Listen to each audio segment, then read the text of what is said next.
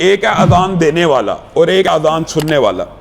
نبی کریم صلی اللہ علیہ وسلم نے ارشاد فرمایا کوئی بندہ صحرا کے اندر بکریاں بھی چرا رہا ہو تو کیا کرے؟ اذان دے۔ وجہ کیا ہے؟ اذان جو مخلوقات سنتی ہیں، اللہ کی جمی مخلوقات میں سے، یہاں پہ کسی مؤذن نے اذان دی، درخت نے سنی، گھاس نے سنی، ریت یا مٹی کے ذرات نے سنی، کسی بھی مخلوق نے سنی، کسی کے ساتھ بھی وہ آواز ٹکرائی، نبی کریم صلی اللہ علیہ وسلم کی صحیح حدیث ہے کل قیامت کے دن وہ مؤذن کے حق میں گواہی دے گی کہ اس نے اللہ تیری طرف بلایا تھا، ہم شاہد ہیں، ہم گواہ ہیں، ہم نے خود اس کی آواز سنی تھی کہ تیری طرف لوگوں کو بلایا کرتا تھا، اور اس گواہی کی وجہ سے اللہ رب العزت اسے جنت میں داخل کریں گے۔ اور مؤذن کی فضیلت ہے کہ گردن اس کی لمبی ہوگی، ایک اذان پہ 60 نیکیاں۔ اسی طرح جو اذان کی فضیلت کے حوالے سے صحیح ترین حدیث ہے وہ یہ ہے کہ نبی کریم صلی اللہ علیہ وسلم نے ارشاد فرمایا جس وقت اذان ہوتی ہے، شیطان ابلیس، جو ابلیس ہے، عام چھوٹے موٹے جنات اور شیاطین کی بات نہیں، ان کی تو قوت اور طاقت بہت پست ہوتی ہے ابلیس کے مقابلے میں، وہ مدینہ میں اگر اذان ہو رہی ہو تو روحہ کے مقام پہ چلا جاتا ہے۔ روحہ مدینہ سے 36 کلومیٹر کا فاصلہ ہے، 36 کلومیٹر۔ اگر ایک جگہ پہ اذان ہو رہی ہو تو اس اذان کی آواز سن کے 36 کلومیٹر دور شیطان بھاگ جاتا ہے۔ اور اگر ہم مسلسل کسی علاقے میں، جو مسلمان ممالک ہوتے ہیں وہاں پہ 5 وقت اذان ہوتی ہے، تو یہ اللہ رب العزت کا فضل ہے۔ لیکن یہ جو فضائل ہیں، یہ جو مناقب ہیں، یہ تو اذان دینے والے کے لیے ہیں۔ اذان سننے والے کے لیے کیا فضیلت ہے؟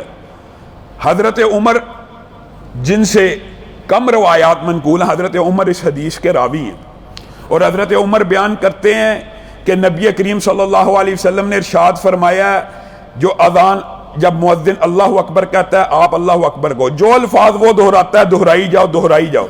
جب وہ حیا علی الصلاۃ یا حیا علی الفلاح کہے، آپ نے کیا کہنا ہے؟ لا حول ولا قوت الا باللہ۔ جو بندہ صرف اس اذان کا جواب دیتا ہے، مؤذن کی فضیلت تو اس کو حاصل ہے، لیکن آپ نے اور میں نے اجر و ثواب کیسے کمانا ہے؟ ہم نے صرف اذان کا جواب دینا ہے۔ اذان کا جواب دینے سے، حیا علی الصلاۃ حیا علی الفلاح کے وقت لا حول ولا قوت الا باللہ کہنے سے ہوگا کیا؟ نبی کریم صلی اللہ علیہ وسلم نے ارشاد فرمایا دخل الجنہ، وہ بندہ جنت میں داخل ہو گیا۔ کیا مطلب؟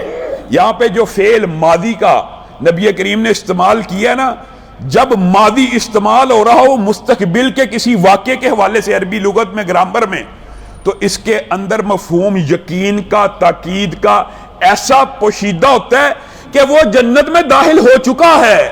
جو بندہ صرف اذان کا، مرد یا عورت، جواب دیتی ہے، اتنی بڑی حدیث ہے، اتنی بڑی فضیلت ہے، صرف اذان کا جواب دینے سے بندہ جنت میں داخل ہو جاتا ہے، صرف اذان کا جواب۔ اب ایک بندہ آیا اذان کے درمیان میں، اذان پوری نہیں سنی، وہ کیا کرے؟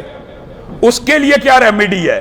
یہ نہیں ہو سکتا کہ اللہ رب العزت صرف ٹائم ہوتا ہے، جیسے طاق رہتے ہیں، ان کو ویل کرنا، گزر گیا تو انسان محروم ہے، لیکن اس کا مطلب یہ نہیں ہوتا پھر رحمت کے سلسلے بند ہو جاتے ہیں۔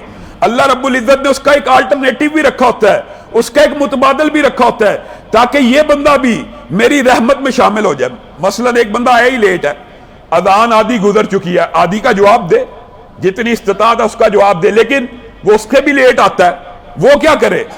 وہ یہ دعا پڑھے، اللہم رب ہذہ الدعوۃ التامہ والی مکمل پڑھے۔ اس سے کیا ہوگا؟ نبی کریم صلی اللہ علیہ وسلم کا ارشاد ہے جو بندہ اذان کے بعد یہ دعا پڑھ لیتا ہے، یہ دعا پڑھ لیتا ہے، میں محمد صلی اللہ علیہ وسلم اس کو گارنٹی دیتے ہیں کہ کل قیامت کے دن ہر اس بندے کی میں سفارش کروں گا جس نے ایک مرتبہ بھی اذان کے بعد یہ دعا پڑھی ہو۔ چھوٹا اجر ہے۔ نبی کریم صلی اللہ علیہ وسلم اگر کسی بندے کا نام لے کے اس کی سفارش کریں، اس کے بخشے جانے کی، اس کے جنت میں جانے کی امید کس قدر زیادہ ہے۔ اس کا مطلب یہ نہیں کہ اذان کے وظائف کا جواب نہیں دیا تو اب یہ دعا نہیں پڑھنی۔ اگر یہ دعا بھی رہ گئی، کوئی بندہ آیا ہی لیٹ ہے، نماز کھڑی ہونے والی ہے، اب نہ وہ اذان کا جواب دے سکا، نہ وہ اذان کے بعد والی دعا کا جواب دے سکا۔ اگر اذان سے متصل پہنچا ہے، اذان کو ختم ہوئے 1 منٹ آدھا منٹ ہوا، پھر تو یہ دعا پڑھ لے گا، لیکن اذان ہوئے 10 منٹ گزر گئے ہیں، اب مسجد میں داخل ہوا، اب کیا کرے؟ اس کو چاہیے جب وہ وضو کر رہا ہے، وہ وضو کرتے ہوئے اس کے بعد جب وضو ختم ہو جائے کیا کہے؟ اشہد ان لا الہ الا اللہ واشہد ان محمدًا عبدہ ورسولہ کے بعد کیا کہے؟ اللہم اجعلنی من التوابین واجعلنی من المتطہرین۔ ہر بندے کو یہ دعا یاد ہونی چاہیے۔ اچھا اے اللہ کے رسول، اگر ہم اذان کا جواب نہیں دے سکے، وضو کے وقت یہ دعا پڑھ لیں گے، ہوگا کیا؟ نبی کریم صلی اللہ علیہ وسلم نے فرمایا جو بندہ وضو کے بعد یہ دعا پڑھ لے گا، جنت کے 8 دروازے اس کے لیے کھول دیے جائیں گے۔